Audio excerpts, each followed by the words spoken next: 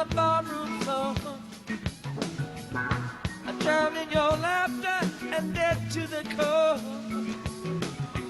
There's a dragon with matches that's loose on the town.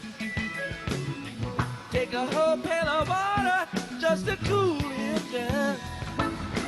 Fire, fire on the mountain. Fire, fire on the mountain. Fire, fire on the mountain. Fire, fire on the mountain.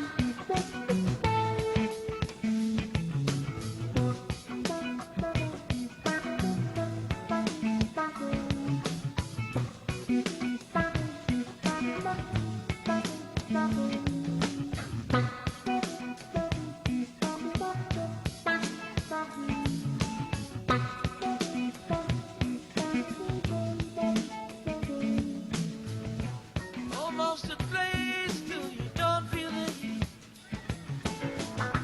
Takes all you got just to stay on the beat. You say it's a living, we all gotta eat. But you're here alone. You're listening to iCannabisRadio.com.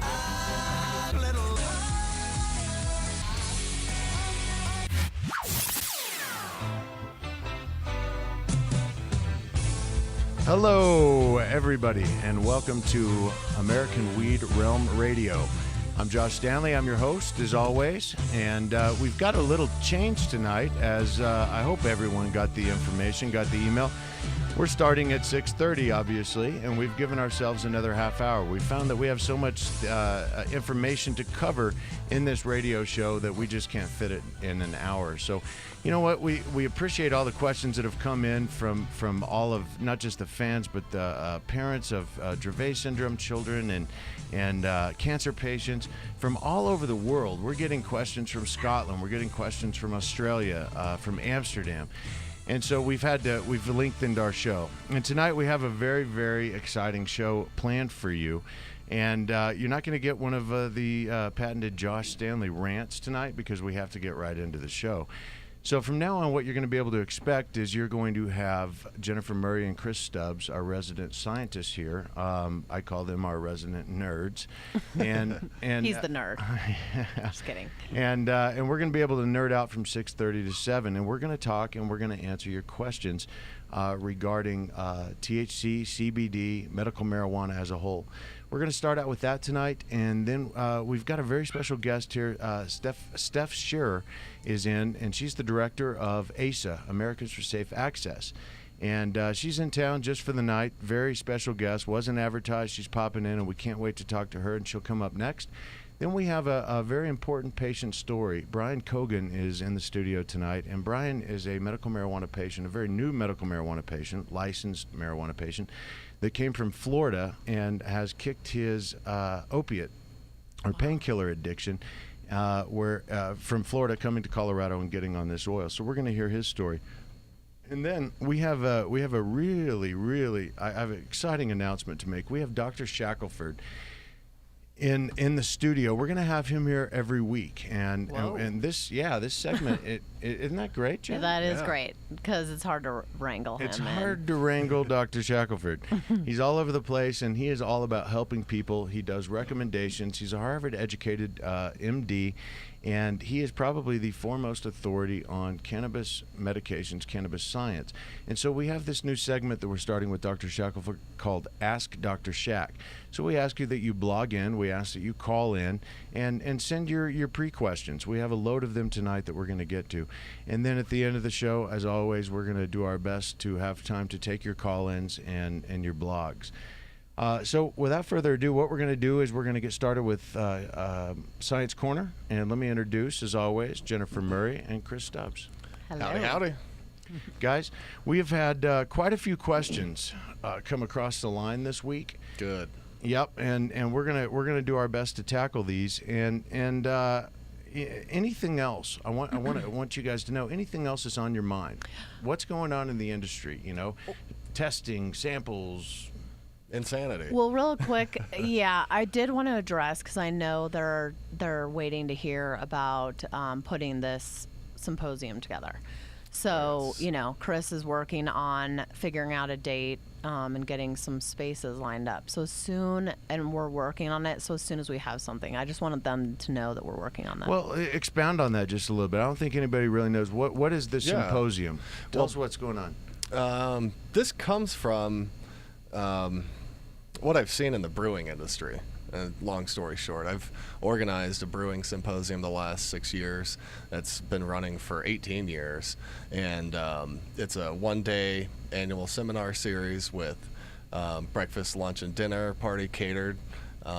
We do a keynote speaker and a panel discussion. And since I started working in the industry a few years ago, it was my goal to do the same thing, clone that event for medical cannabis and do an industry seminar series.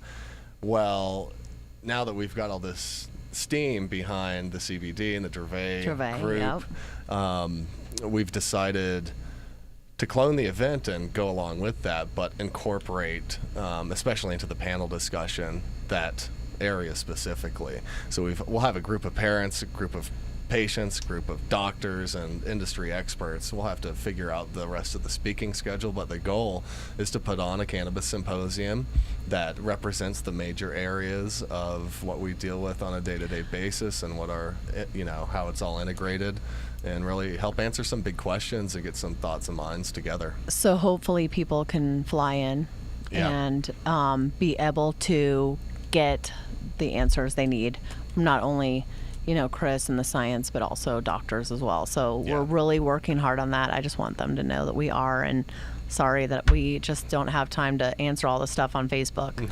But I want them to know we are working on it. Well, Rebecca. Guys, and that's what Science Corner's about. Yeah. People tune into this so that they can get their answers for their kids with Dravet syndrome or any form of epilepsy, any form of cancer, any form of treatment that cannabis works for. Do you have a date set on this symposium? We don't yet, but it's going to into be most likely late September. Okay, late September. And all you listeners out there, and we mean this wholeheartedly, my whole family, the Stanley family, we have patients that come in that are very curious about this type of treatment, some unfortunately very ill patients. So for this symposium, get in contact with us, realmofcaring@gmail.com. Send us emails. We'll put you up at our house, and we mean that. We want you here. Everything that we're doing is not about activating, it's about education. Yeah. Everything that we do, and so the more light we can shed on this topic, the better. And we've seen so many people do a 180, right? Oh my God! People go, oh, that's what medicinal cannabis is all about. This is really what it can conquer. This is what it can do. Right. I mean, you're talking about people that previously would have wanted to burn us at the stake. Absolutely. And that's why I think this is so important. The symposium being one piece of it. I mean, I have a feeling I've sold out every brewing symposium I've done. There's no question this one will sell out. It's just a matter of how big we want it to be. Right.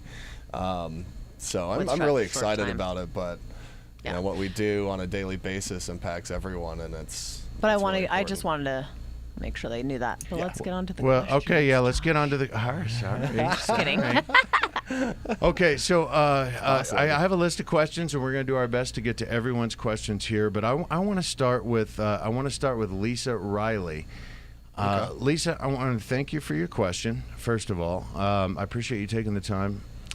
You asked, is juicing the fresh flower, okay, of the plant, does that give you a high enough CBD content, and why would we have to activate it to be useful for epilepsy or whatever condition?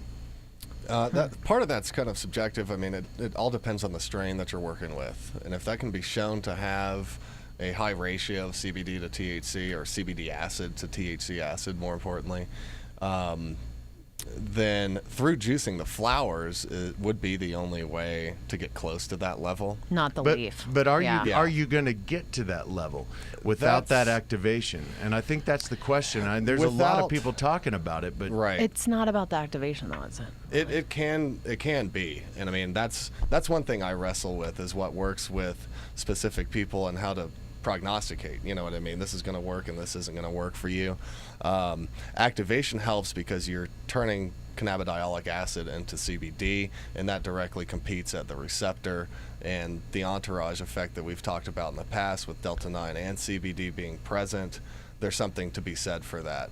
Juicing flowers and keeping the ratio of liquid very low, who's to say that you can't reach an effective level? What you're taking in every day, you know, your dosing schedule might have to be higher than a concentrated infusion like that. But You might want to.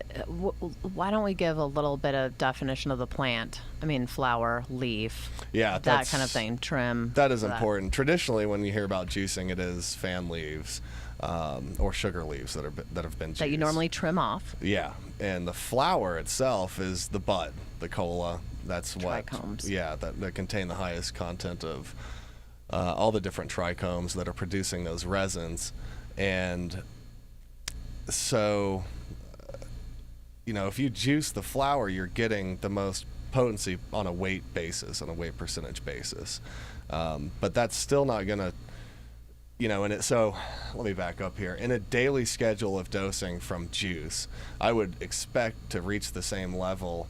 You'd have to take in a lot more, and that might not be practical. well, Right. and practical, and Lisa, it's not cost effective. No. I think really what we're getting at, It's because not. to produce the flower, you know, you're talking about a 6 to 12 week cycle depending on that strain. Right, yeah. And as you juice that and as you store that's why we go through the process of curing, Refining the oil. of refining the oil. Extracting. Yep. And I understand your question, Lisa, because if you juice that flower without activating it, you don't have that psychoactive effect. And I understand that, but at the same CBD is time, not psychoactive. CBD is not regardless. psychoactive, correct? Activated But or even if you were to juice the plant that, let's say, for example, that we created, the Charlotte's Web or the Right. Cigna, you could. You basically you're going to run out of flour. Yeah, it's Yeah. definitely not cost effective. And that's, you know, if you're looking at 13, 14, 15% CBD acid, which is the form it's in the flower, it seems to me that it'd be hard to get that dose. And that's not to say there's not analgesic effects. It's not to say that it won't help. I could see a dual mechanism there if you're taking an infusion and juicing. But as far as being as effective as an infusion or a raw oil, I think that's the way to go. Jeff, absolutely, and Practically. you know, we've seen studies, and when we've heard of juicing raw flowers for anything from abdominal syndromes to ulcers and things like this, and I'm testament of that. I would juice the flower, and it would help with my pre-ulcer syndromes that I've had since I've gotten into this business. So there is certainly that. However, until the state or the country, or until this is widely accepted and we can grow this for Right. without nauseam. limitation, Yeah. then at that point in time, I think this question could be better answered. Yeah. So let's Right. let's move on to the next question here. This is from Rebecca Brown, and Rebecca, as always, I Hello, give a Rebecca. shout out to you, sweetheart. Thank you so much for putting the CBD group together. It's growing every week, and that's exactly what this is about. The CBD group, American Weed Realm Radio, the Realm of Caring, Can Labs, we're all in this together. So thank you so much, Rebecca. Rebecca has two questions. First, she has a question for Dr. Shackelford, but I want to tackle this as well. I want to get your opinion on this as well, and then we'll bring this back for Shaq. Really, she wants to know on butane oil extraction for the children, if he feels it's safe or he would recommend Everclear, okay, or a food grade Everclear that's 95% alcohol. Rebecca's not sure that she can get that in Michigan. Okay. Okay, so that's the first question. Okay. And that's unfortunate. I mean, even though Everclear's everywhere, who knows what you can get your hands on. And I definitely realize that butane and other solvents, they've all got different safety levels, and a lot of that's based on what the source is. I can go down the street and buy propane. I can go down the street and buy butane. Those are commonly used in this state for extraction purposes, and I guarantee you that a lot of the oils and extracts we see in their raw forms have residual solvents in them. I have a couple sniff tests, an actual sniffer that can pick up those solvents. We do not have a test right now for it, but the main point is that USP grade butane is completely different than butane that you buy in the store. Food grade butane, right? Well, no, USP is really the way Past to go. food grade? Yeah. Okay. I mean, that if you're going to be ultimate level of safety, that's the way people in this industry in Colorado are doing it. They're buying, triple or quadruple refined butane that has no mercaptans, it has no additives to it. And that's the problem we're seeing is you concentrate those additives that allow the human nose to pick up a leak in the line. So if you're grilling outside, you smell propane because of that. It's not until you go through a chemical supplier or a gas supply company, and some states will do that, others won't. It depends on what's going on. It's very hard for somebody to get USP grade butane delivered to their house. Right. Period. And so Is if it you're working, safe? And you also It's- need to pay close attention how you use it. You don't want to use it in plastic. You want to use it in glass, right? Glass Yeah, or there's a steel. lot- There's lot to go to with that. it. It is safe. Well, it's, I really Can't say. draw a fine line here between what I can recommend and what I can't. But the safest way to go is CO2 and nitrogen, but it's really hard to reach those pressures and temperatures at the same time. You know what I mean? All of it has risk factors associated. You're all talking about your children, and I have to draw the line there. But as Isn't far as butane that's gases, so PAM? difficult. as far as gases go, USP grade is the cleanest, but that does not mean it's safe. isn't butane in PAM though?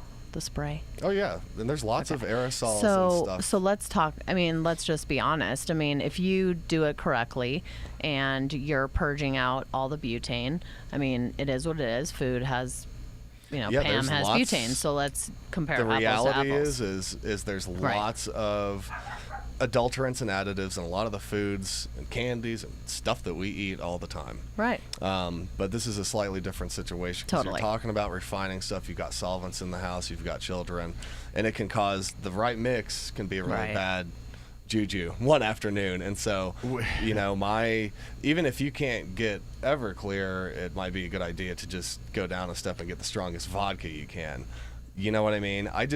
I really 'Cause have it a tough evaporates time off with anyway. this. and it That's what I was evaporates looking for off. because It it does evaporates off evaporate anyway. off anyway. Alcohol, So right. yeah, Yes. Rebecca, unfortunately, I mean, some states you can buy, any state you can buy liquor, of course, you Yeah. know, that you can drive down the road that kills hundreds of thousands of people every year in whatever form or fashion. But it's amazing to me that you're not able to buy that food grade. Well, Everclear and I in think Michigan. people are out there probably are wondering, well, why would you use butane then?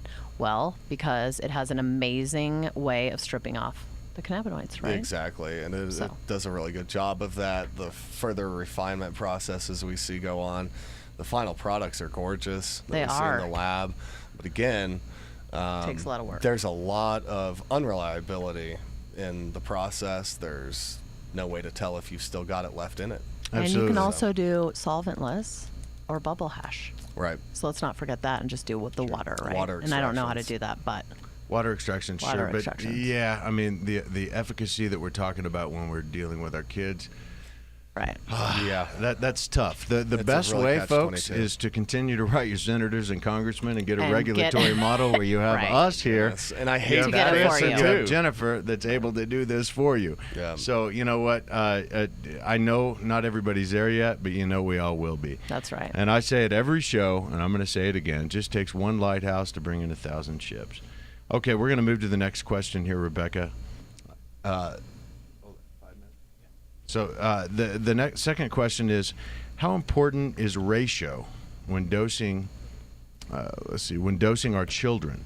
Seems like the high ratio CBD to THC strains have been the ones everyone is after, but we're currently on a 3-to-1, and my son, I'm not going to say his name, is doing very well. I think better than he did on a 10-to-1. Good. Okay.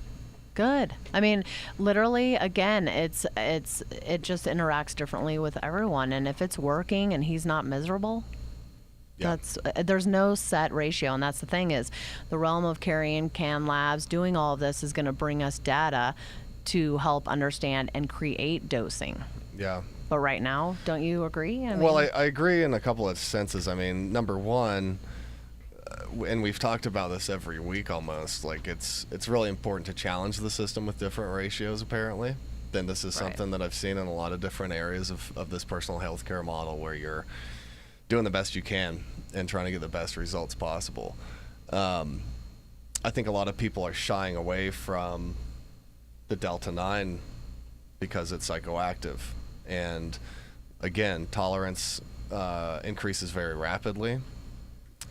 It is extremely safe as well, especially in that matrix. And so there is no one answer in this case. And Right. the folks that have gone after a one answer scenario tend to do a pretty good job with a studied population, but it loses efficacy or is not as effective as it should be. It's the same thing. And for those of you that don't understand what we're talking about here as far as ratios and CBDs, we're talking about a syndrome called Dravet syndrome.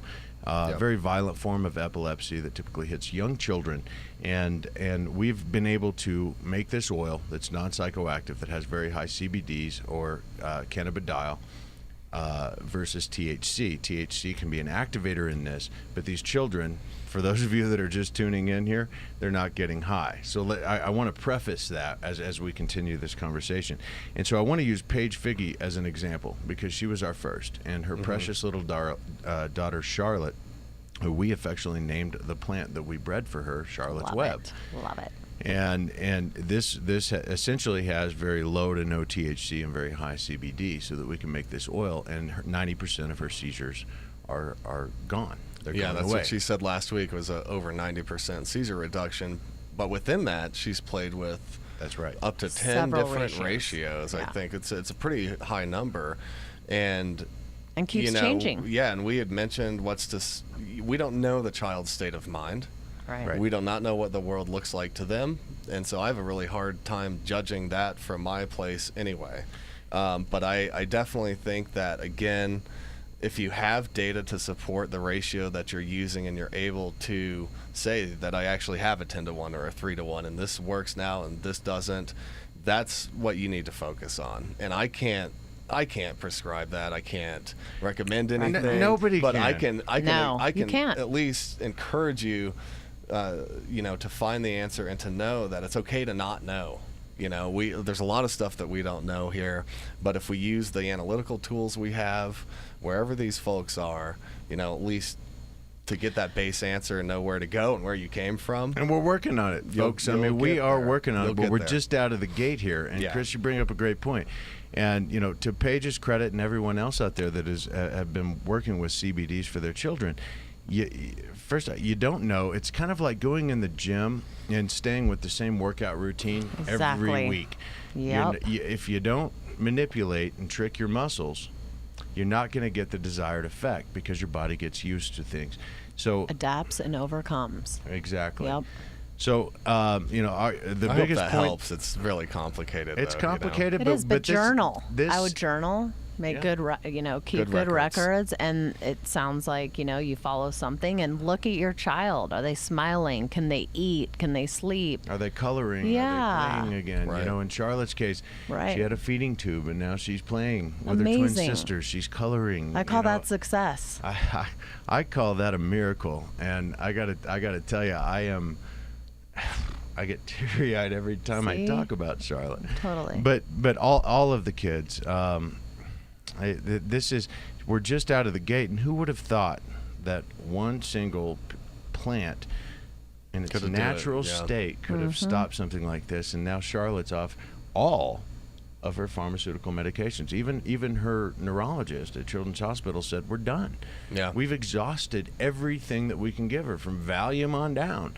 Yeah. And so they came to us, and we said, well, we'll give it a shot. And Dr. Urbina, the head of Colorado Department of Public Health and Environment, has been absolutely incredible to work Awesome. with us on That's this. good. Yep. And understands we're not getting these children stoned. They're stopping their seizures. But again, who would have thought? Okay, Yep. and this is just one thing. Okay, Oh, yeah, it's tip of this the is iceberg. just tip of the iceberg on what this amazing plant can do. Yeah, Do we have time for one more question here? Cool. All right, well, let's move on here. I've had this question asked 3 times over the week, and I know that this question to us who we're in the industry seems a little bit elementary. Okay. Nothing to me. Yeah, there are no stupid questions, only None. stupid people, right? I I'm could be kidding. one of those too. No, I'm kidding. I'm kidding. The only My stupid blonde moments. The only stupid people I know are my brothers. Oh, come on. So this is a question that is asked over and over again, and I can understand the validity of the question. Can you get CBDs from hemp products, seeds, oils, things that are sold over the counter like in Whole Foods? Are you able to get the CBD ratio that you need, for example, for your children? My inclination is to say no, and that's based in several different parts. I mean, those products are regulated and have to be shown to have very low levels of cannabinoids, period.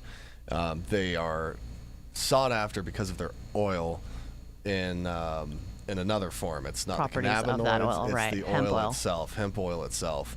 And it has anti-inflammatory properties. And It you can buy hemp feeds- protein too. Yeah, and it feeds, you can It has buy omegas, milled- fatty acids. Exactly, Right. and those are all really good for your endocannabinoid system and your prostaglandin network and Overall good cytokine health. network, overall good health and neurological signaling.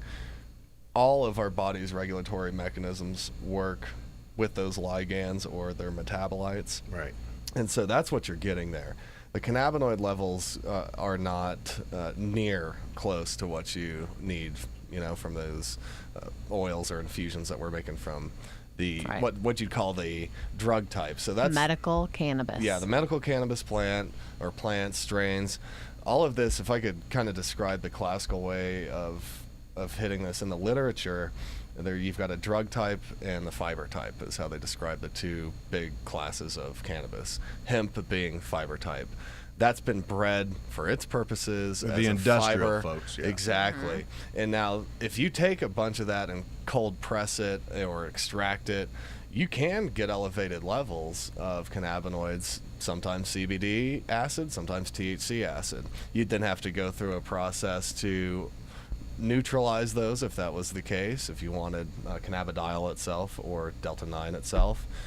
But Activate most them. of those products on the shelves do not have those levels. Right, and one of the things that we have to understand here in Colorado, we're very blessed Yeah. to have this knowledge and understanding. So when we get these emails and these questions that come in, we understand where they're coming from. Oh, yeah. Oh, yeah. Because we wish it was that simple. Well, one woman had went out and bought a case of hemp seeds, Right. thinking that it's the same thing, because a lot of people call it hemp oil or this or that. Cannabis, just the way I use cannabis gets convoluted. It And does. So I hear you, and there are rogue products out there. I mean, I've seen stuff come into the country from Canada that's been cleared by Border Patrol, by Health Canada, by the FDA, the DEA, and it's been tested in the state to have higher levels than you would have ever thought of cannabidiol or THC acid, etc. But again, there's two very different things. Right. Right. So let's move to the next question here. I have a lot of them, and I don't think we're going to get to all of them, but we can pick up on that again next week. Of course. I don't think we're ever going to catch up to all these questions. And I hope again, not. thank you all for sending the questions. Yes, Keep definitely. sending them. Thank Send you, them in. please. And you know what? If you do have these situations where, you know what? And I have to say this, and I'm just going to say it. If I had a child with Dravet syndrome or a child with a form of epilepsy that we've proven that this plant could work for, I'd pack up my U-Haul and I'd head to Colorado Absolutely. right now. I wouldn't Yep. wait for any state legislative changes. We know they're coming. Yeah. But I tell you what, if you need that kind of help, realmofcaring.com, get a hold of us. We got real estate agents. We got all these people waiting on call. Canlabs.com. Canlabs.com. Facebook us, Guys, Space Labs. we are here to help, period. We are. And Colorado, may I say, is an amazing state. So Oh, yes. we have 2 minutes. We have 2 minutes before our break. I'm gonna let me go through these here. Let's see okay. How do you test for molds, mildews, and pesticides? And do you often find them when you test? So currently, we have a couple of folks coming in the next 30, 40 days to help me set up the microbiology side. That's simply because I'm time strapped and need E.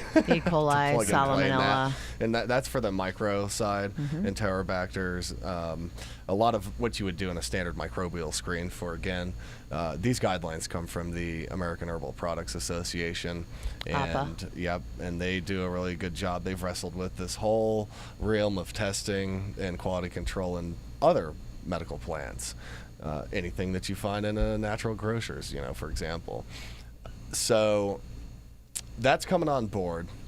Our visual inspection, which is all we go off right now as we get this stuff running, is just a yes, no, and a graded scale for us. There's no chemical test involved at this stage. For powdery mildew. For powdery mildew, mold, insects, I've seen everything from caterpillars to fungus gnats come into the campus. I've seen a lot of horror stories. So yes, we see them. It's very present in trim, especially that people are using for extractions, and that's something that is another unanswered question out there. If you got a big bag of moldy trim and you concentrate that down, what are the levels of mycotoxins in there, and can you purge that or burn it up or do something with it? These are all unanswered questions that I've not had the ability in the various labs I've consulted with and now been in to actually fully do. And that is my goal, is to bring that full range of quality control analysis into our lab. But again, it's a step-by-step process, and once we get there, we'll be able to answer those questions You're better. getting there. You're doing it. Yep. Canlabs, guys, canlabs.com. This is the only lab in the state, honestly. And if you want the information, you go to canlabs.com. You guys are constantly progressing on this. And you know what? There's really no good answer for anybody out there yet in the United States who is growing their own. If they're part of the 17 states that have medical marijuana, you just don't know. And that's unfortunate. But it's okay. It is. And Don't lose heart. We're moving At least in we're that direction. moving, yeah. I want to stress the fact that this does make it really difficult. We have a lot of answers, and there's a lot of literature to support what's going on. But at the same time, I've seen horror stories of stuff that comes into the lab with high levels of solvent, molds, gnats, fungus, etc. And it's really sad to see that the immunocompromised, the very old, the very young, anybody that needs this access still has to deal with those problems and gets blindsided by it. At the same time, the industry today is completely different than it was 3 years ago. And And I it's gonna see be so much less of that now. So. It is. And I'm sorry I got to cut this short. And in the future, it's going to be so much. Every day we're making progressions. And That's right. I am honored to be with you guys, know you guys, be in Colorado, be able to help write these laws, and be able to progress this. So, guys, anybody, you have any questions, canlabs.com, realmofcaring.com. We're here for you. Period. That's it. Don't feel shy about contacting us, because Absolutely. we are Reach here. out. We want to answer your questions. Yeah. We want to help you in any way that we can. So that's the end of Science Corner. Now we're going to sign off. We're going to take a quick break, and then we will be right back with Steph from Americans for Safe Access. Thank on you. American Weed Realm Radio. The clinic is proud to announce the third annual Clinic Charity Classic Golf Tournament benefiting the Colorado MS Society. The tournament will be held at City Park Golf Course this coming August 11th. There will be some incredible prizes, including an opportunity to win a trip for two to Hawaii. The trip includes airfare, 8 days, 7 nights at the Ritz-Carlton Kapalua, including 4 rounds of golf and $1,500 spending cash. Thanks to the incredible support of Weed Maps, Hetty Glass, Rocky Mountain Hydro, T. Meyer & Stitch, Dixie Elixir, and MMJPrinting.com, we're able to provide awareness to this incredibly difficult condition that so many Coloradans are suffering from. The event will be covered extensively by our favorite industry media outlets, Culture Magazine, The Hemp Connoisseur, Push Magazine, and of course the amazing people at iCannabis Radio. Please register at thecliniccolorado.com or at any of our 6 convenient locations throughout the Denver metro area. California's Attorney General has determined that the Repeal Cannabis Prohibition Act will save hundreds of millions of dollars from our overburdened justice system while creating hundreds of millions in new tax revenues from new sustainable jobs and industries that are friendly to our environment. But we can't do it without your help. We are seeking your donations to get on the ballot. Please go to repealcannabisprohibition.org to learn more about how you can help. It's time to end the war on cannabis and hemp in California. It's time to end the madness. Paid for by Sensible Californians Incorporated. You're listening to iCannabisRadio.com.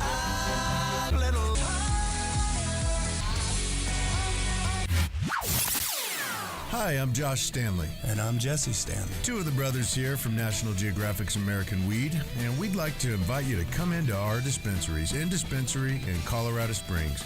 Come in for the most pure organic strain selection in Colorado. It's all hand-grown by the Stanley brothers, especially for our patients. So come in and visit us at our 2 locations, East Platte and West Colorado. And remember, always be kind to each other. Are you a medical marijuana patient or interested in finding out how to become one? Contact Mile High Wellness, where your care is our concern. Conveniently located on Hamden and Tamarack in the Whole Foods parking lot behind Proof of the Pudding. Mile High Wellness offers a wide variety of edibles, hashes, and some of Colorado's top strains. Mile High Wellness, where your care is our concern. 3525 South Tamarack, Suite 110, on the corner of Hamden and Tamarack. 720-382-8516. Mile High Wellness, where your care is our concern.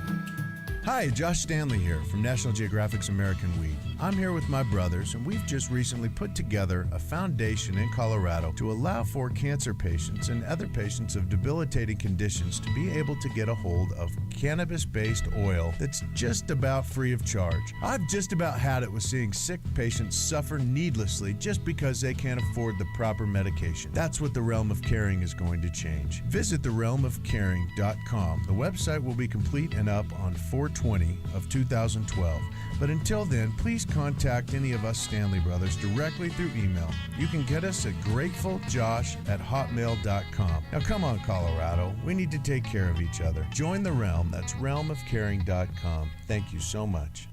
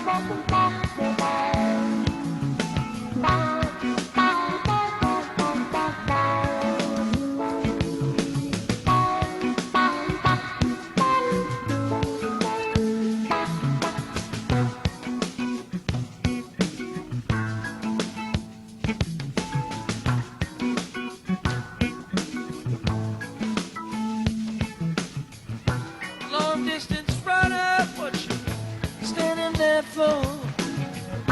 Going down to the floor. You're playing cold music on the barroom floor. I'm drowning your laughter and dead to the core. There's a dragon with matches that's loose on the town. Take a whole pail of water just to cool him down. Fire, fire on the mountain. Fire, fire on the mountain. Fire, fire on the mountain. Fire, fire on the mountain.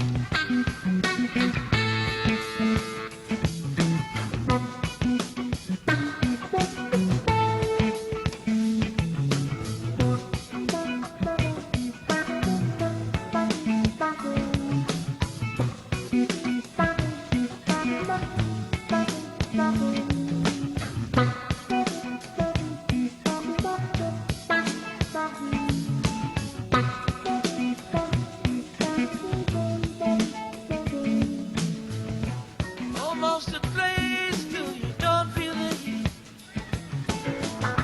Takes all you got just to stay on the beat. You say it's a living, we all gotta eat.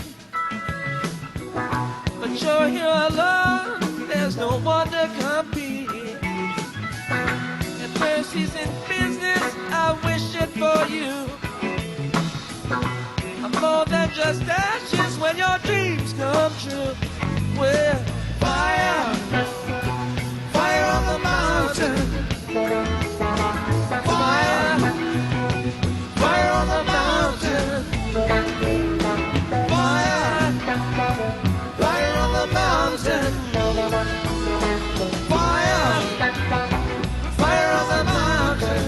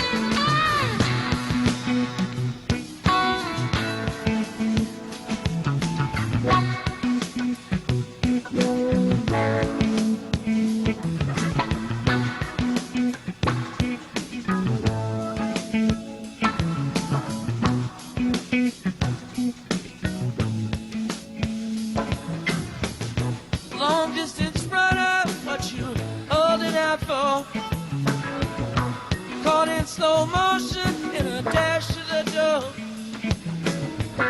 The flame from your stage has spread to the floor. You gave all you had, why you wanna give more?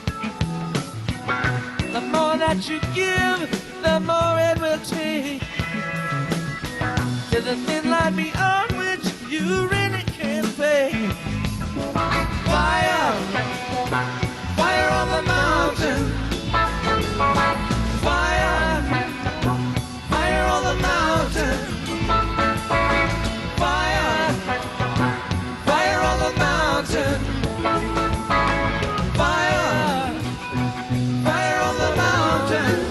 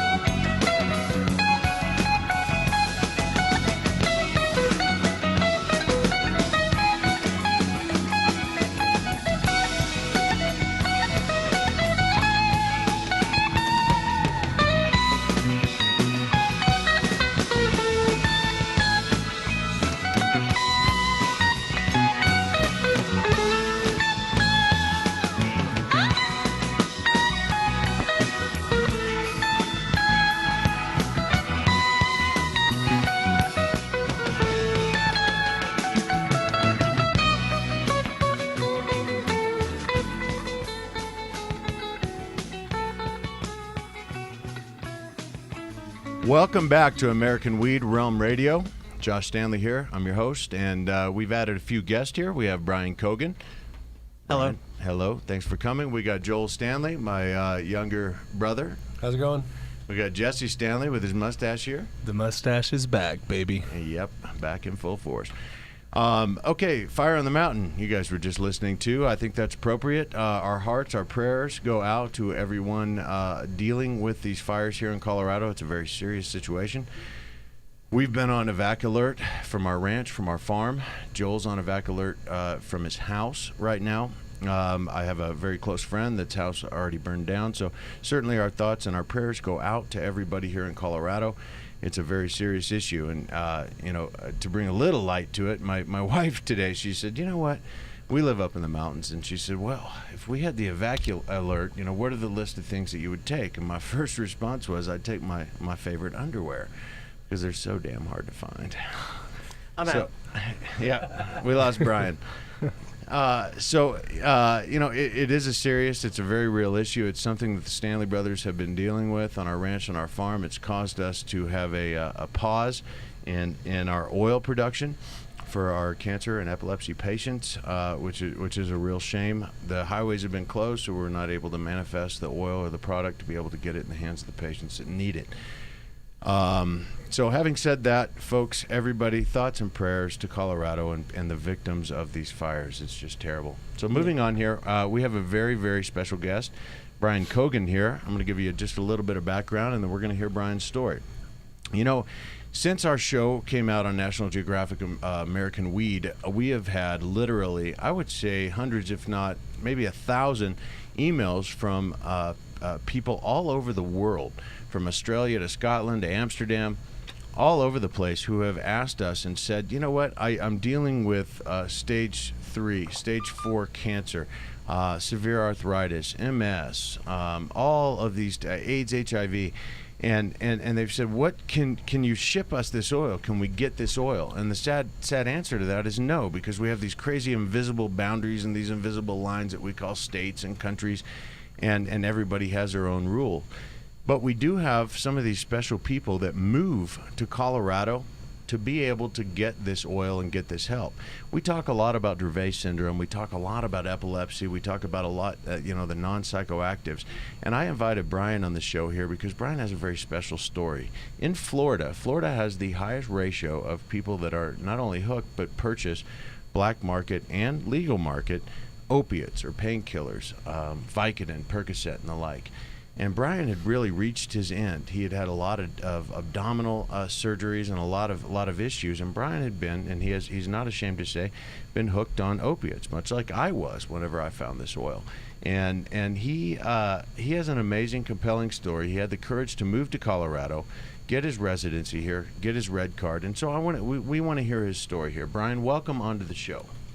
Thank you for having me. It's a real honor and pleasure. Brian, I wanna start here. Tell us a little background about you in Florida. Okay, tell us about how this started with your surgeries and then the opiates and the painkillers and such. Okay, first, the bottom line is my family and especially my niece Jana are stuck in Florida, so we have to get this plant legal so I can go back there. So that's why I'm doing all this. I never realized it was courage. I thought I left Florida because I had surgery lined up again, and probably I'd be out of intestines and be on a bag. And I, honest to God... A colostomy bag? Yeah. Yeah. And because my last surgery, they said they took extra hours because I just looked so young and pathetic that they didn't want a kid on a bag. And I can't even imagine going through the surgery again. But I went to a doctor and said, I'm going to do a couple weeks in the hospital, and then I'm going to have to do rehab or Subutex or something, because after a couple weeks of morphine, I'm going to be hooked. And like you said, I'm not ashamed at all. I'm ashamed of some of the things I did, like stealing pills from my sick parents.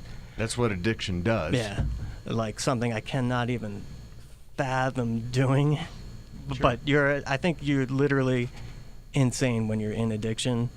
You should be held accountable. I'm not saying you get a free pass, but I'm not the same person on opiates and off. But Brian, these pills you were taking, these pills were legal.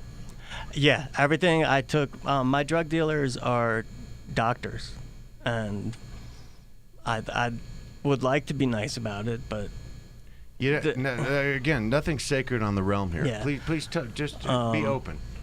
Well, Florida, the thing with the pain clinics and the pill mills is just unbelievable. From what I know, 70 to 80% of the legal opiates make it to Broward and Palm Beach County. And I have a theory that everyone in Florida is either an addict or in the cancer system somehow. They're paying for treatment for one or the other. The new opiate of the masses is, in fact, an opiate. And, whether it's Percocet, which is an opiate mixed with Tylenol, which destroyed my morphine, methadone, Dilaudid, you're talking about compounds that are virtually the same thing as heroin when you actually look at the molecule. So it is legal the heroin same thing sales. as heroin. Yeah. It's all derived. The it's same derived thing. from this. And Brian, this wrecked. It just costs more. This wrecked your liver. Well, a lot of what I did was during the pills before I was graced with OxyContin. The Vicodin and Percocet all have a lot of acetaminophen in it, and if you're supposed to take 2 a day, fine, but when you're taking the whole bottle a day, that's got to be...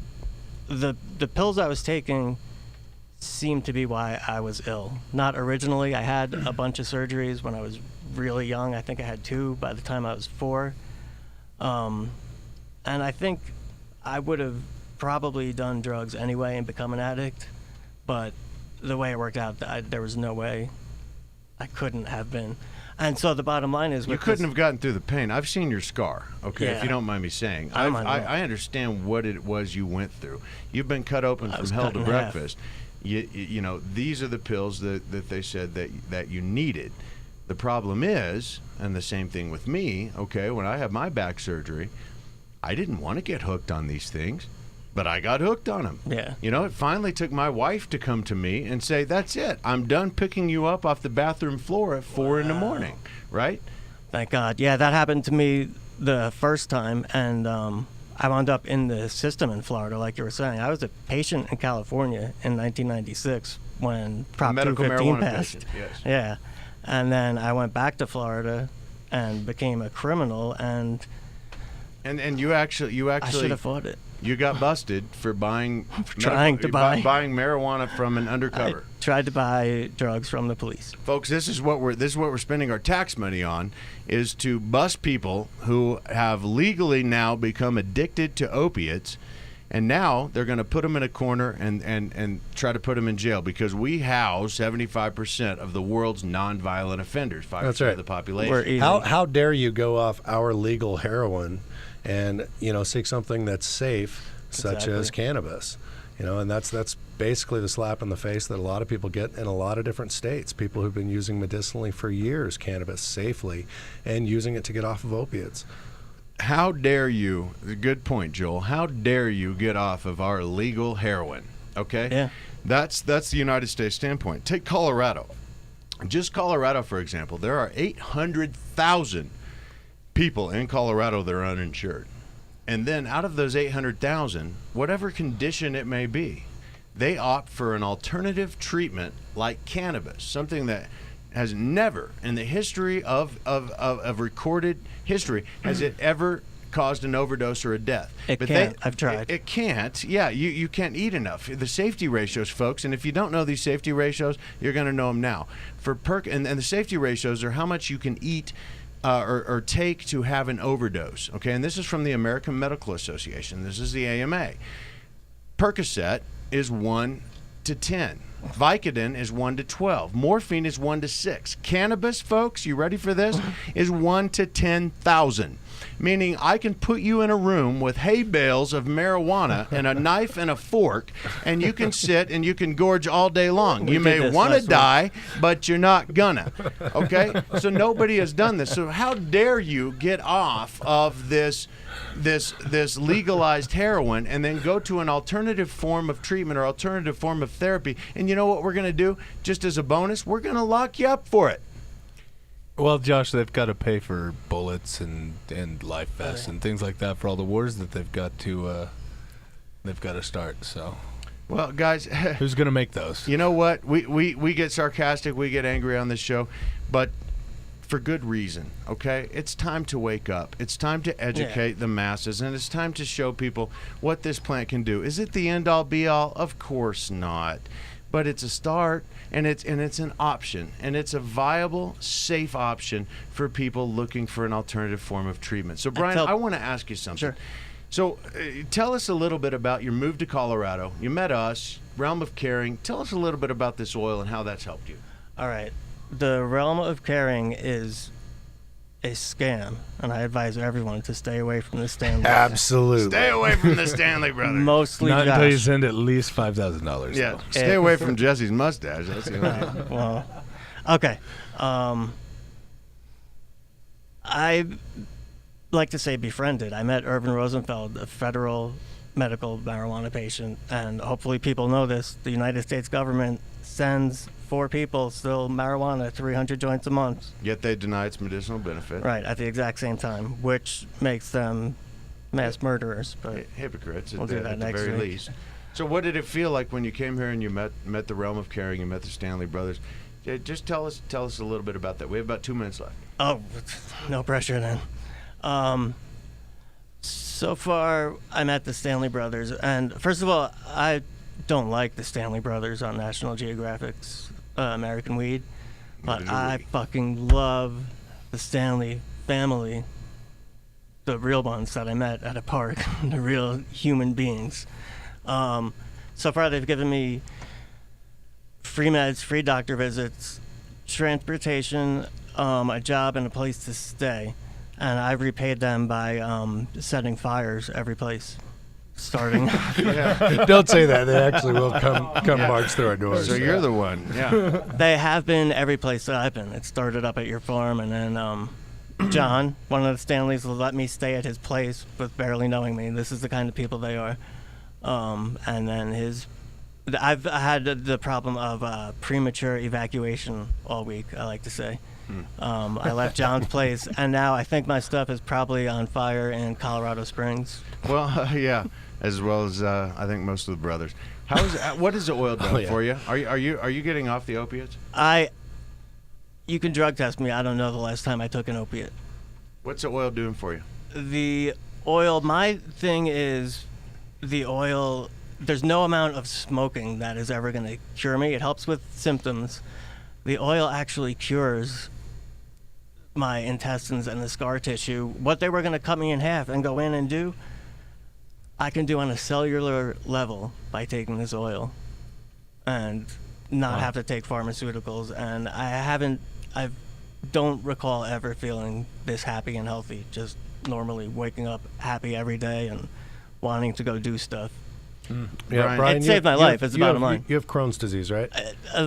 Amongst other things, yeah. And that's very common for Crohn's patients to swear up and down by cannabis concentrates. It seems to be one of those conditions that it just really, really helps, and understanding why is very important. So hopefully more research can go on for cannabis and Crohn's. And guys, I hate to cut this short, Brian. I want to thank you for coming on. Can we have you back on to share your story? I'd like to come back anytime you want. Great, and we're happy that you've come into our lives. We want to hear your story. The world wants to hear your story, and we want to keep. And I want to tell it. Time's up. And folks, I got to tell you, please, okay, the Stanley Brothers, we can't do this alone. realmofcaring.com. Get involved. Become a part of the realm. Donate. Get whatever you can. We are doing the best we can to handle as many cancer patients, Crohn's patients, epileptic patients, AIDS, HIV, whatever we can do. But guys, we could do so much more with your help. Please join the realm, realmofcaring.com. Please do, folks. They're saving lives. Yes, we're doing the best we can to save lives. And guys, realmofcaring.com, visit it, become a part. We are all the realm. We'll be back here in just a few minutes. American Weed Realm Radio. Are you a runner? Are you a runner who supports marijuana legalization? Run on Grass is a group of athletes actively seeking to change our marijuana laws. We speak the truth about cannabis, bringing the message through our feet to new ears. Check out runongrass.com to find out more about us, our events, and how to join up or how to sponsor a runner. If you're in the Denver area, please join us for runs or start a group in your area. Running not your thing? Any sport can do it. On grass. Runongrass.com. Hi, Josh Stanley here from National Geographic's American Weed. I'm here with my brothers, and we've just recently put together a foundation in Colorado to allow for cancer patients and other patients of debilitating conditions to be able to get a hold of cannabis-based oil that's just about free of charge. I've just about had it with seeing sick patients suffer needlessly just because they can't afford the proper medication. That's what the Realm of Caring is going to change. Visit therealmofcaring.com. The website will be complete and up on 4/20 of 2012. But until then, please contact any of us Stanley Brothers directly through email. You can get us at gratefuljosh@hotmail.com. Now come on, Colorado. We need to take care of each other. Join the realm. That's realmofcaring.com. Thank you so much. California's Attorney General has determined that the Repeal Cannabis Prohibition Act will save hundreds of millions of dollars from our overburdened justice system while creating hundreds of millions in new tax revenues from new sustainable jobs and industries that are friendly to our environment. But we can't do it without your help. We are seeking your donations to get on the ballot. Please go to repealcannabisprohibition.org to learn more about how you can help. It's time to end the war on cannabis and hemp in California. It's time to end the madness. Paid for by Sensible Californians Incorporated. Hi, I'm Josh Stanley. And I'm Jesse Stanley. Two of the brothers here from National Geographic's American Weed, and we'd like to invite you to come into our dispensaries in Colorado Springs. Come in for the most pure organic strain selection in Colorado. It's all hand-grown by the Stanley brothers, especially for our patients. So come in and visit us at our two locations, East Platte and West Colorado. And remember, always be kind to each other. Are you a medical marijuana patient or interested in finding out how to become one? Contact Mile High Wellness, where your care is our concern. Conveniently located on Hamden and Tamarack in the Whole Foods parking lot behind Proof of the Pudding. Mile High Wellness offers a wide variety of edibles, hashes, and some of Colorado's top strains. Mile High Wellness, where your care is our concern. 3525 South Tamarack, Suite 110, on the corner of Hamden and Tamarack. 720-382-8516. Mile High Wellness, where your care is our concern. Let's face it, rules and regulations are complicated, especially in the field of medical marijuana. Let Medical Marijuana 101 help you get through the compliance process. We can also explain to you your employment requirements, your employees, and your business. But our work doesn't stop there. Our experience in cultivation ranges from the design of grow rooms to the diagnosis and resolution of grow problems. Visit us at www.medicalmarijuana101.com or call 303-388-7706. That's 303-388-7706. The clinic is proud to announce the 3rd annual Clinic Charity Classic Golf Tournament benefiting the Colorado MS Society. The tournament will be held at City Park Golf Course this coming August 11th. There will be some incredible prizes, including an opportunity to win a trip for 2 to Hawaii. The trip includes airfare, 8 days, 7 nights at the Ritz-Carlton Kapalua, including 4 rounds of golf and $1,500 spending cash. Thanks to the incredible support of Weed Maps, Hetty Glass, Rocky Mountain Hydro, T. Meyer & Stitch, Dixie Elixir, and MMJPrinting.com, we're able to provide awareness to this incredibly difficult condition that so many Coloradans are suffering from.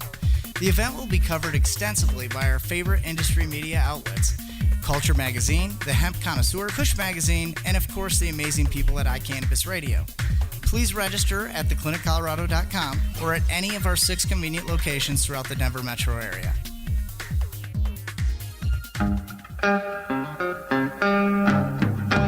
Welcome back to American Weed Realm Radio. Josh Stanley here, your host. I'm joined here with Joel Stanley, my brothers, and Jesse Stanley, the Mustache King.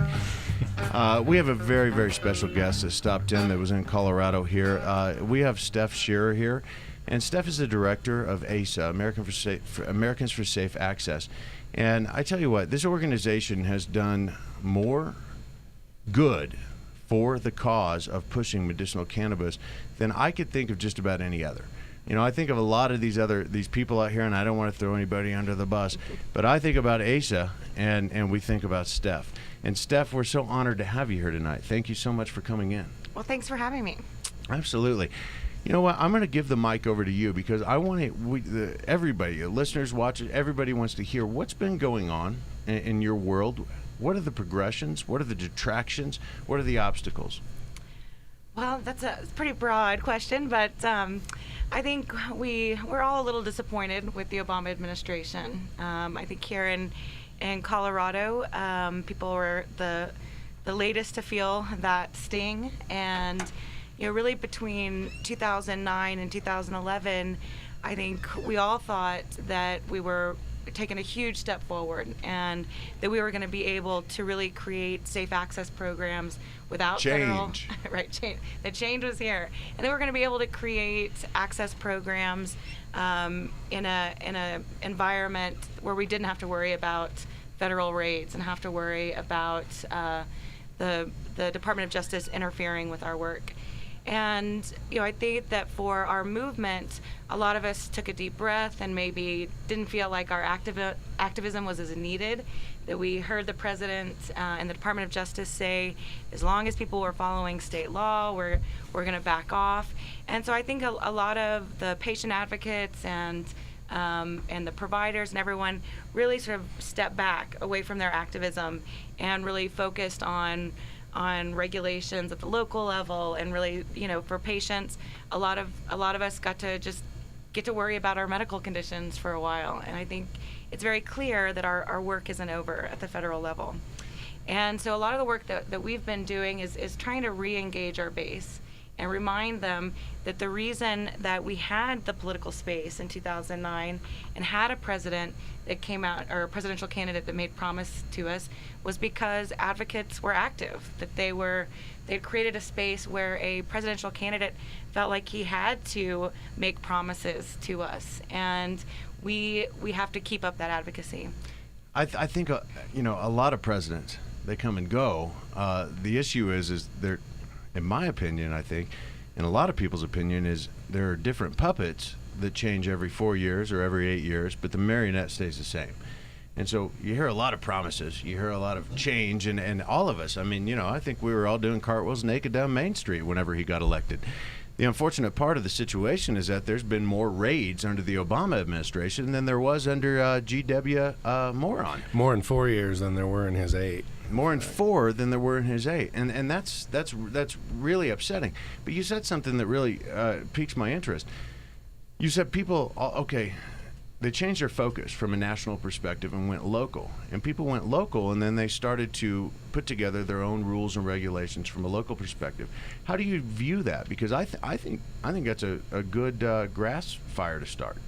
No, I think it's exciting. I mean, it's a lot of the work that advocates do may seem pretty boring to people, but sitting in a city council meeting and hearing the chief of police talk about how they want to make sure that patients are served is really an enlightening moment, right? We have everybody sitting around talking about how we're going to deal with the quality of cannabis for patients. And, the work that people have been doing at the local levels and the state level for regulations is really, it's setting a framework for how we're going to move this forward. But as medical cannabis advocates, we can't be single focused.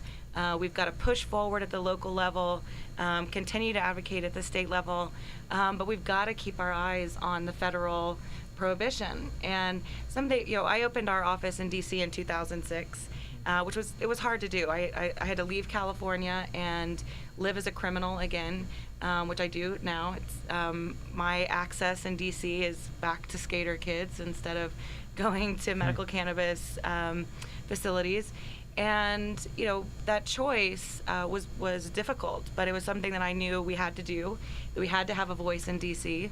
And when I first started meeting with our elected officials in 2006, a lot of them kept saying, it's great to hear from you, but we never hear about this from our constituents.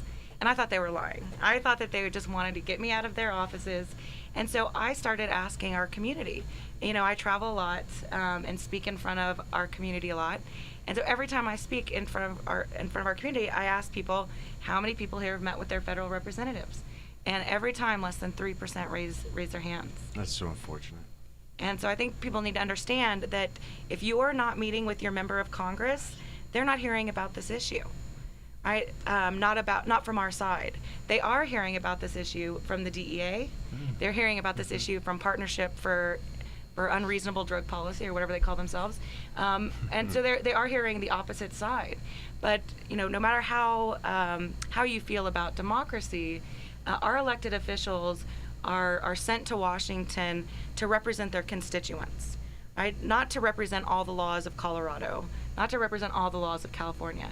So as a constituent, if you don't go and ask them to end this problem, then they have no reason to. And in fact, they might not even be supposed to, right? So it's really Americans for Safe Access. We're here to help you meet with your elected officials, but I can't do this by myself, and no organization can. And so I really encourage your listeners, if you're scared to meet with your elected official, go to our website. We have a training center that teaches you on how to set up a meeting with elected official, how to have those meetings. And this August, all of your members of Congress are going to be home.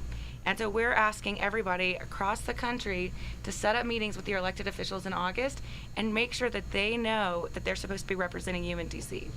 Steph, thank you so much for putting that out there. Most people don't understand this. Every 4 years, we get a new person, or every 8 years, and then everybody gripes for 4 years or for 8 years. But nobody does anything about it. And Steph is absolutely right. Get out there, write, email, schedule appointments with your senator or your congressman. Get in to, you know what?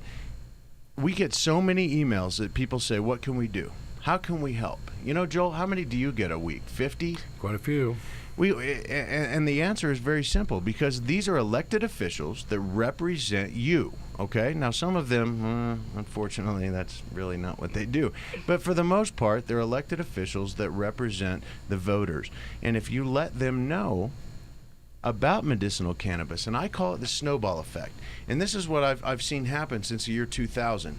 We go back to the year 2000, and you may ask the right-wing Republican leader at Focus on the Family in Colorado Springs, and he would say, no way would I ever vote medical marijuana. And now he said, you know what? No, I would never use medical marijuana, but I know my neighbor who has benefited, my Aunt May, my friend's Aunt May, my friend's grandmother. Somebody knows somebody who's now benefiting from medical marijuana. And that's that grass fire, and that's how it starts. But until we get this to our elected leaders, we're not going to see that change. And so we implore you, ASA implores you, go to the website. And the website is AmericansForSafeAccess.org. AmericansForSafeAccess.org. And they've been around forever, and they're doing everything that they can possibly do. But guys, it's not just the realm of caring. It's not just ASA. It's not MPP. It's not normal. It's you. It's all of you, and I know that we have so many viewers from across the globe, and we're honored to have that. But guys, if you're in Scotland, and we have one of these letters here from Scotland, write it from Scotland, okay? Everybody's asking, when are you coming to our country? We're trying to fix ours first. Right now we have these invisible borders and boundaries where one state, a cancer patient, can become free of cancer through a cancer oil, potentially.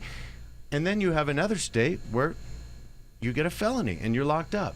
This is our fight. This is our cause. But we never, again, activate. Remember, we always educate. Steph, do you have any closing? Yeah, I would just say, a few weekends ago we had a training program, and something that I heard several activists say to me was, for the last 4 years I've been complaining about how Americans for Safe Access should be doing this, and this group should be doing that. And what I realized today is I'm supposed to be doing that. And so I really want people to understand that it's really our collective actions that make a difference. And I'm happy to live in D.C., which I call Hollywood for ugly people, to represent you all there. But it doesn't matter what I do there if you're not meeting with your elected officials at home. So together we can do this. So thank you all, and thank you so much for having me. Steph, it's an honor to have you, and we hope to have you again on here, and hopefully you can call in. I know you're not in Colorado often, but folks, just to reiterate that, it takes all of us. That's why we call it the realm of caring. We are the realm, okay? And whether you're a patient or whether you're an advocate, it takes you, it takes us to make a difference. We're going to take a very short break here, and we're going to be back with Ask Dr. Shack, a very new program to the show, and one of my personal heroes and one of my best friends, Alan Shackelford. We'll see you here in just a few minutes. The clinic is proud to announce the third annual Clinic Charity Classic Golf Tournament benefiting the Colorado MS Society. The tournament will be held at City Park Golf Course this coming August 11th. There will be some incredible prizes, including an opportunity to win a trip for two to Hawaii. The trip includes airfare, 8 days, 7 nights at the Ritz-Carlton Kapalua, including 4 rounds of golf and $1,500 spending cash. Thanks to the incredible support of Weed Maps, Hetty Glass, Rocky Mountain Hydro, T. Meyer & Stitch, Dixie Elixir, and MMJPrinting.com, we're able to provide awareness to this incredibly difficult condition that so many Coloradans are suffering from. The event will be covered extensively by our favorite industry media outlets, Culture Magazine, The Hemp Connoisseur, Kush Magazine, and of course the amazing people at iCannabis Radio. Please register at thecliniccolorado.com or at any of our 6 convenient locations throughout the Denver metro area. Hi, Josh Stanley here from National Geographic's American Weed. I'm here with my brothers, and we've just recently put together a foundation in Colorado to allow for cancer patients and other patients of debilitating conditions to be able to get a hold of cannabis-based oil that's just about free of charge. I've just about had it with seeing sick patients suffer needlessly just because they can't afford the proper medication. That's what the Realm of Caring is going to change. Visit therealmofcaring.com. The website will be complete and up on 4/20 of 2012. But until then, please contact any of us Stanley Brothers directly through email. You can get us at gratefuljosh@hotmail.com. Now come on, Colorado. We need to take care of each other. Join the Realm. That's realmofcaring.com. Thank you so much. Let's face it, rules and regulations are complicated, especially in the field of medical marijuana. Let Medical Marijuana 101 help you get through the compliance process. We can also explain to you your employment requirements, your employees, and your business. But our work doesn't stop there. Our experience in cultivation ranges from the design of grow rooms to the diagnosis and resolution of grow problems. Visit us at www.medicalmarijuana101.com or call 303-388-7706. That's 303-388-7706. Hi, I'm Josh Stanley. And I'm Jesse Stanley. 2 of the brothers here from National Geographic's American Weed, and we'd like to invite you to come into our dispensaries in Colorado Springs. Come in for the most pure organic strain selection in Colorado. It's all hand-grown by the Stanley brothers, especially for our patients. So come in and visit us at our 2 locations, East Platte and West Colorado. And remember, always be kind to each other. Are you a runner? Are you a runner who supports marijuana legalization? Run on Grass is a group of athletes actively seeking to change our marijuana laws. We speak the truth about cannabis, bringing the message through our feet to new ears. Check out runongrass.com to find out more about us, our events, and how to join up or how to sponsor a runner. If you're in the Denver area, please join us for runs or start a group in your area. Running not your thing? Any sport can do it on grass. Runongrass.com.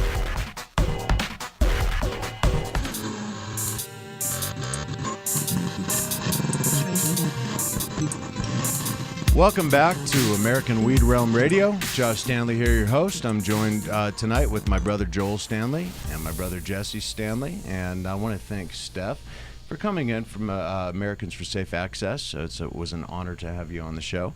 And now I'd like to introduce a personal hero of mine and also a very, very close friend of mine, Dr. Alan Shackelford. This segment of the show is typically going to be longer. I'm working on the show. We have more content. There's so much we want to say that we just don't get it in. This segment of the show will typically be about 25 minutes, and it's called Ask Dr. Shack. So I'd like to introduce the world and our listeners here to one of the most amazing people I know, Dr. Alan Shackelford. Welcome. Hi, Josh. Good evening. Good evening, everyone. Thank you so much for coming on, and thank you for being on here every week. We have been friends for, about 3 years now? Seems like 300 with everything that's been going on, yeah. And, it's amazing we still have our hair. No kidding. Yeah. And 3 years ago, we talked about the realm of caring. We talked about a program like this that was able to help people with serious debilitating conditions be able to get a hold of concentrated medicinal cannabis in whatever form so that we could do what we call observational research studies, making no claims, having no idea, understanding that people tend to, some, get better from this. We have wanted to do this for quite some time. And now we're launching this, and now we have this show. Now I have you on here every week. We've got a plethora of questions from people from all over the world that want to know how this could benefit them. But first off, and tonight, folks, I'm really sorry we ran out of time on this, but tonight I want you to get to know who Dr. Alan Shackelford is. I want to get to know his take on the realm of caring, on concentrated medicinal cannabis, oils, tars, edibles, and things of that nature. So, Doc, will you just introduce yourself? Well, pardon me, long day today, talking far too much, and I apologize for that. I am a physician. I went to medical school in Europe, did research as a medical student, which was published in a number of different peer-reviewed journals, primarily focusing on immune function and the response of the urological tract to infection, and that led to a postgraduate series of postgraduate training programs at major teaching hospitals of Harvard Medical School. My first training program was internal medicine.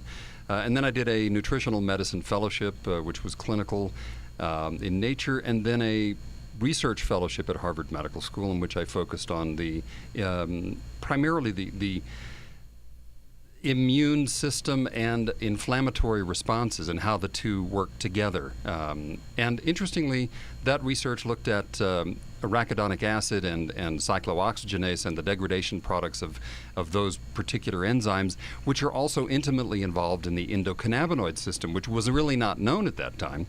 And it turns out that, in fact, the cyclooxygenase enzymes are a part of the production of the endocannabinoids that all animals produce. And it's those characteristics of the endocannabinoid system and deficiencies in the endocannabinoids that we think are intimately associated in immune dysfunction as well as degenerative diseases.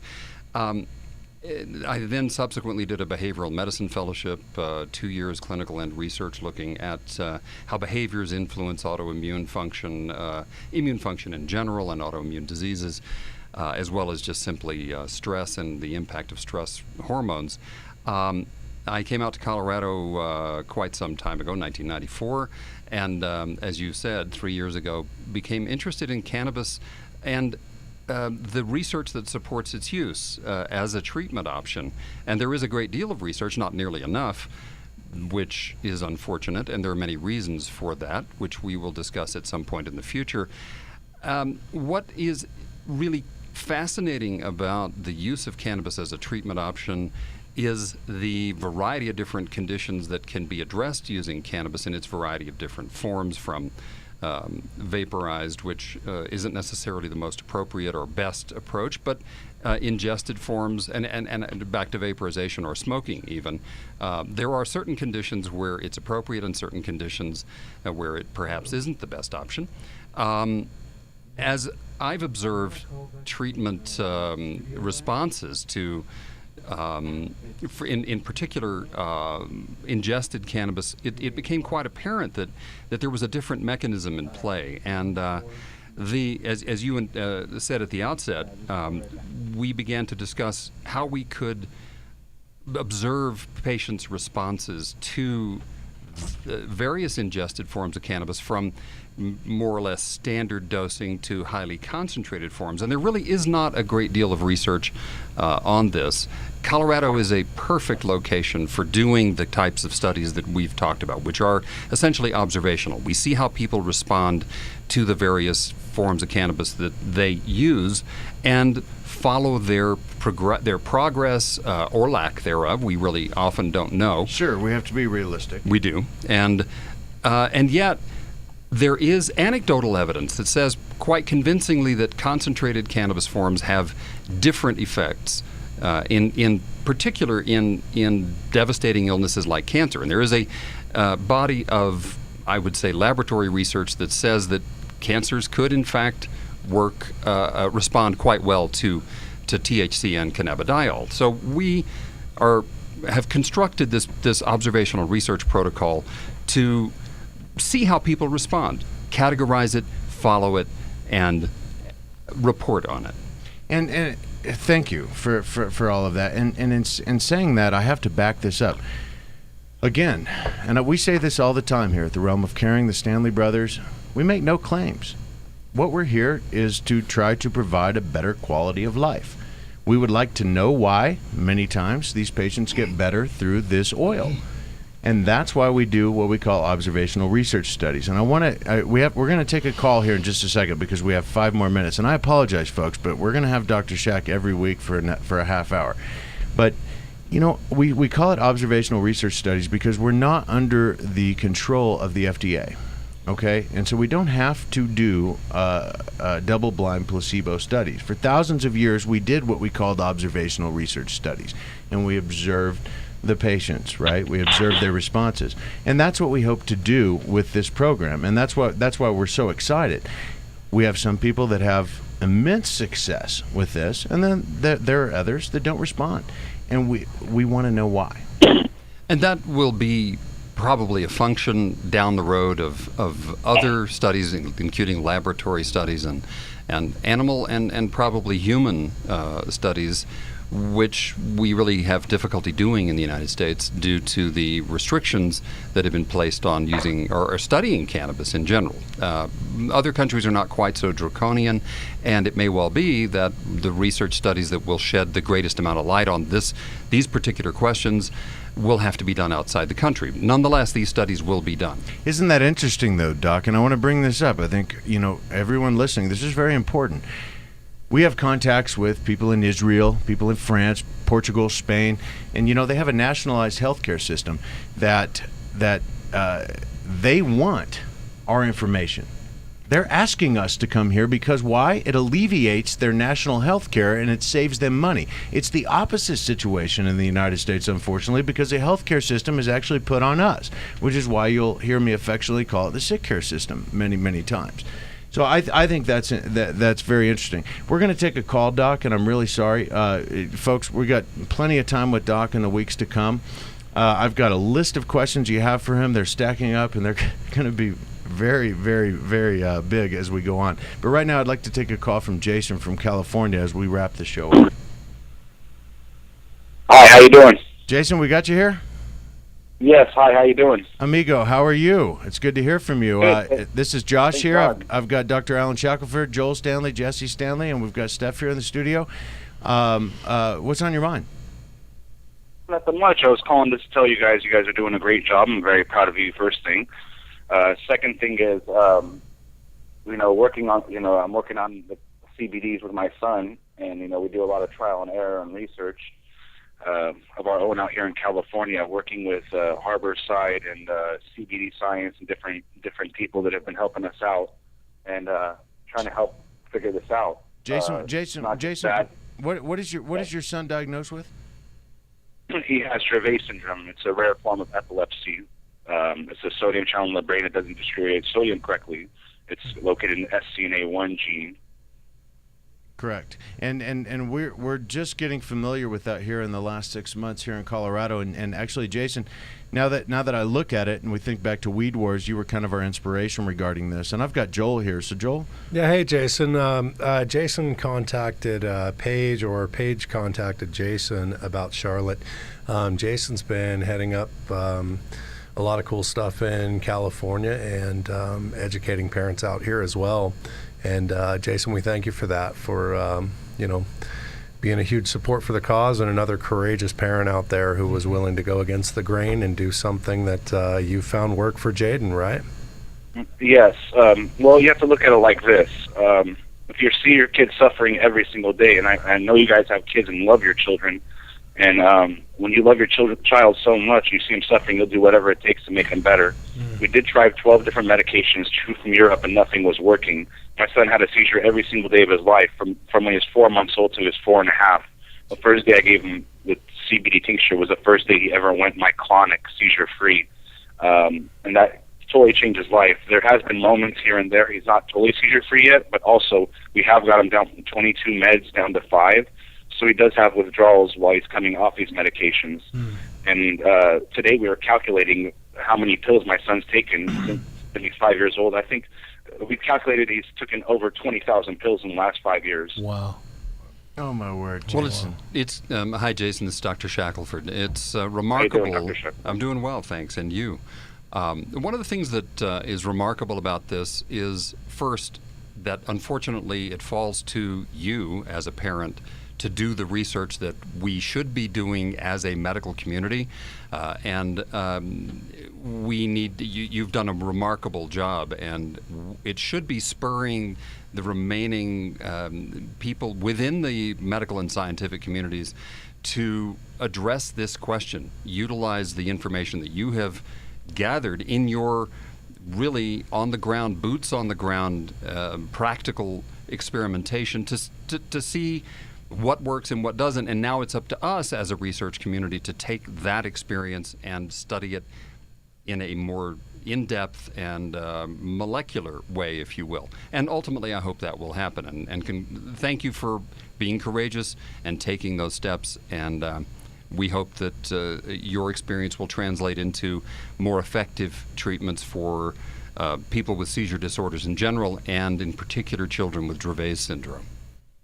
So, Dr. Shackelford, thank you very much, first thing. Second thing is, you're exactly right. You couldn't take the words out of my mouth more than the way you said it perfectly. I've been begging for more research. I've been begging for more funding for this because, I mean, we put a lot of money into other, I of course want to say pharmaceutical companies. I know people have their own, and everyone has their own theories and whatever, and I respect that. But when it comes to what I've seen with my own eyes, I've tried 12 different medications. I've never seen anything work for my son in any way. It started changing the seizures, different things started happening. And when I come out there and I say, I have proof, I have video evidence, I have documents. My son's been in the ambulance 45 times. Since I gave him CBD, he hasn't been in the ambulance once. It shows you, things he can never do before. Now he's doing, comprehending. My son's eye contact's coming back. Now when I tell him to give me a hug or a kiss, he gives me a hug or a kiss, and that's worth more than $1 million, which I couldn't tell you before. Amen. And we've been to different doctors, and there was a doctor one time at Stanford University that told me that my son will never talk and never walk. I asked him for a doctor's note for speech therapy, and he told me, I'm not going to give you one. And I asked him why. He said, he pretty much told me to give up. He goes, your son's never going to talk. You need to love your son for who he is. And I was so upset, I got up and I never came back to Stanford after that. And not just that, the funny thing is I found out the guy was giving us the wrong medications because I went to a Dravet Syndrome Foundation meeting, and there was a list of 5 medications to not give your kid. Well, 3 of them that were up there was 3 of them that the doctor has given my son that were sodium channel blockers or different things that shouldn't be given to kids with Dravet syndrome. And One of the concerns, of course, is that doctors don't have a great deal of experience dealing with this particular syndrome, which we don't really actually fully understand. It's a relatively rare. It occurs in 1 to 20,000 to 1 to 40,000 births, and we simply don't know a great deal about it. So it's very easy actually to take the physician to task, but a lot of doctors just don't know, and they're trying. Most doctors try to do the very best job they can. Some are clearly neglectful, and I certainly am not putting that label on this particular doctor, but it's a difficult problem, and I think that people's experience, sometimes doctors in particular, their experience is that when they don't know, they try to do something and try to help. The problem is that in such a rare condition, that sometimes isn't the right thing. So we are trying to gather additional information, all of us, and your experience will help not only your son but other children, not only here in this country or in California or Colorado, but around the world. This is not something that's limited to North America, and the information that you're gathering, that we're gathering, will, I think, translate into more attention from the academic community and research communities, and we'll be able to do some remarkable things. And thank you for what you've accomplished. And guys, I'm sorry I have to cut in here. This is the end of our show. Jason, I want to thank you for being so courageous as coming out first with this. This has prompted parents with children with Dravet from all over the world, not our country, all over the world, to seek this. And you know what? Sometimes the answers are in your closet. And many times, as Dr. Shackelford said, doctors, they want to do their best, but you know what? They're strapped. When you have to deal with malpractice insurance and you're dealing with the AMA, it's very, very difficult. But that's what we're here for. We're trying to come out here and educate the world as to what this plant has the possibilities of doing. Jason, I want to thank you for calling in. I want to thank all my guests tonight. What an amazing show. Thank you all so much. The only thing that I think we could probably do better is, Jesse, shave that damn mustache. Not happening. And guys, please, realmofcaring.com. The Stanley Brothers, we can't do it on our own. We really can't. Please go, donate, give what you can, volunteer, do what you can. Realmofcaring.com. We need help. With us, we can help 100 cancer patients. With you, we can help 100,000. Jesse? Also, for all the Colorado listeners out there, Bob Krause's trial is still going on. Try to show up. Joel, what time does it start tomorrow? Every morning, 8 a.m., El Paso County Courthouse. Be there for Bob if you can. This affects all of us. It's a very big trial. Absolutely. I'd also like to give a shout-out to Healthy Creations Edibles. Thank you guys for offering your MIPS for us to do this for the patients. Really appreciate it. Thanks for opening your hearts and letting us make this oil and create reality for these patients, these children, these cancer patients, and everyone else. For everyone else, we're going to see you guys next week. We love you. We're thinking about you. Please send us your questions. Get involved. realmofcaring.com. Thank you. Good night. The clinic is proud to announce the third annual Clinic Charity Classic Golf Tournament benefiting the Colorado MS Society. The tournament will be held at City Park Golf Course this coming August 11th. There will be some incredible prizes, including an opportunity to win a trip for two to Hawaii. The trip includes airfare, 8 days, 7 nights at the Ritz-Carlton Kapalua, including 4 rounds of golf and $1,500 spending cash. Thanks to the incredible support of Weed Maps, Hetty Glass, Rocky Mountain Hydro, T. Meyer & Stitch, Dixie Elixir, and MMJPrinting.com, we're able to provide awareness to this incredibly difficult condition that so many Coloradans are suffering from. The event will be covered extensively by our favorite industry media outlets, Culture Magazine, The Hemp Connoisseur, Kush Magazine, and of course the amazing people at iCannabis Radio. Please register at thecliniccolorado.com or at any of our 6 convenient locations throughout the Denver metro area. Hi, Josh Stanley here from National Geographic's American Weed. I'm here with my brothers, and we've just recently put together a foundation in Colorado to allow for cancer patients and other patients of debilitating conditions to be able to get a hold of cannabis-based oil that's just about free of charge. I've just about had it with seeing sick patients suffer needlessly just because they can't afford the proper medication. That's what the Realm of Caring is going to change. Visit therealmofcaring.com. The website will be complete and up on 4/20 20 of 2012. But until then, please contact any of us Stanley Brothers directly through email.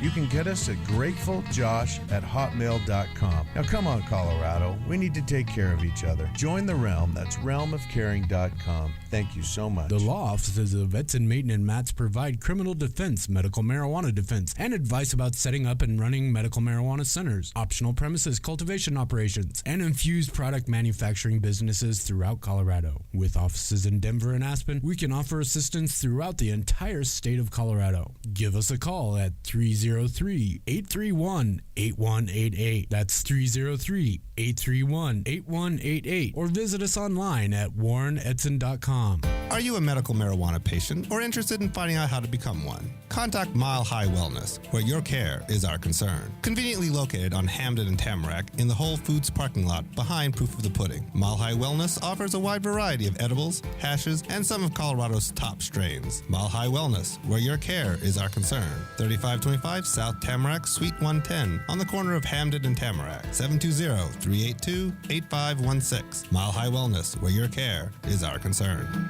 California's Attorney General has determined that the Repeal Cannabis Prohibition Act will save hundreds of millions of dollars from our overburdened justice system while creating hundreds of millions in new tax revenues from new sustainable jobs and industries that are friendly to our environment.